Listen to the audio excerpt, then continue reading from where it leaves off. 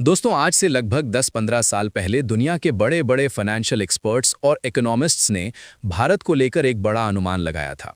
उस समय कहा गया था कि आने वाले 50 सालों में भारत चीन और अमेरिका जैसी महाशक्तियों को सीधी टक्कर देगा। ये बात सभी जानते थे कि वो दौर आएगा ज़रूर, भले ही उसमें वक्त लगे। लेकिन शायद किसी ने भी ये नहीं सोचा था कि वो समय इतनी जल्दी सामने आ जाएगा। और आज वही होता हुआ दिखाई दे रहा है, जब यूरोपियन यूनियन के 27 अमीर देशों के साथ भारत का एफटीए साइन हो चुका है, जबकि इस एफटीए को लेकर बातचीत पिछले 19 सालों से चल रही थी। दरअसल यूरोपियन यूनियन की चालों को देखकर कभी ऐसा नहीं लगता था कि भारत और यूरोप के बीच एफटीए फाइनल हो भी पाएगा। लेकिन अब हालात पूरी तरह बदल चुके हैं। एक तरफ भारत ने यूरोपियन यूनियन को अपनी शर्तों पर आने के लिए मजबूर कर दिया है, तो दूसरी तरफ 20 से ज़्यादा ऐसे देश भी सामने आ चुके हैं जो भारत के साथ एफटीए साइन करने के लिए कतार में खड़े नजर आ रहे हैं। आखिर पूरी डेवलपमेंट क्या है, इसे इस वीडियो में विस्तार से समझेंगे। लेकिन आगे बढ़ने से पहले वीडियो को लाइक और चैनल को सब्सक्राइब जरूर कर लीजिए।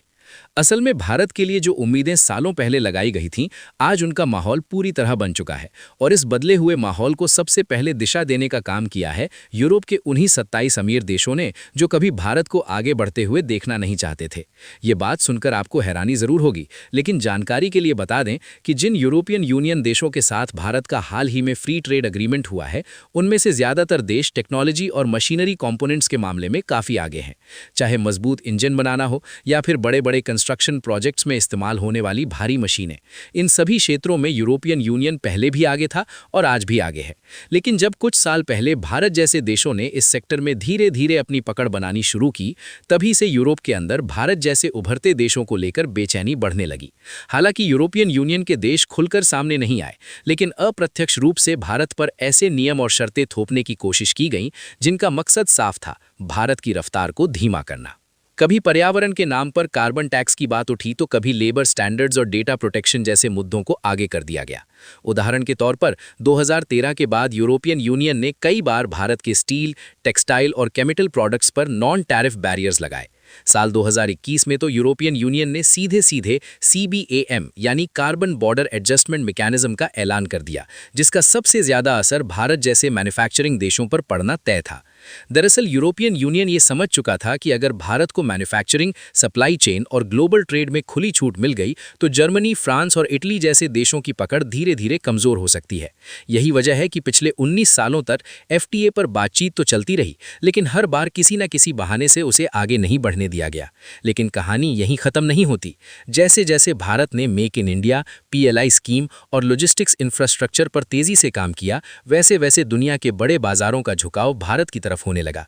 अमेरिका, मिडिल ईस्ट, अफ्रीका और साउथ ईस्ट एशिया, हर जगह भारत ने अपनी मौजूदगी दर्ज करानी शुरू कर दी। और यहीं पर यूरोपियन यूनियन को एहसास हुआ कि अगर अब भी भारत को रोका गया, तो भारत यूरोप को पीछे छोड़ते हुए अपने नए रास्ते खुद बना लेगा। कहते हैं ना, झुकती तो दुनिया है, बस झुकाने वाला चाहिए। यहीं से पूरी कहानी पलट जाती है और तस्वीर साफ होने लगती है।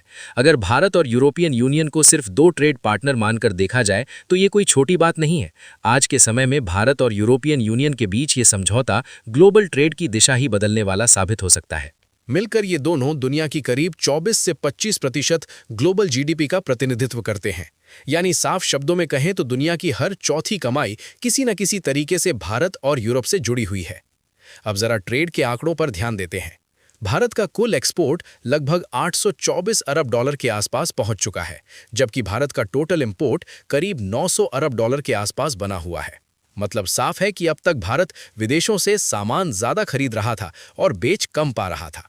लेकिन यही गैप अब यूरोप का बाजार भारत के लिए भरने वाला है, क्योंकि इस फ्री ट्रेड एग्रीमेंट के बाद भारत का एक्सपोर्ट यूरोप में तेजी से बढ़ने वाला है। सीधी सी बात है, जब भारतीय प्रोडक्ट्स पर यूरोप में टैक्स नहीं लगेगा, तो उनकी डिमांड यूरोपियन मार्केट में अपने आप बढ़ जाएगी। वैसे भी भारत और यूरोपियन यूनियन के बीच ट्रेड लगातार बढ़ता जा रहा है। सिर्फ साल 2025 में ही भारत और EU के बीच कुल व्यापार 136 अरब डॉलर से ज्यादा का रहा। यानी आप साफ देख सकते हैं कि आज यूरोपियन यूनियन भारत का सबसे बड़ा ट्रेड पार्टनर बन चुका है। और अब जरा इस दूसरे ग्राफ पर नजर डालिए।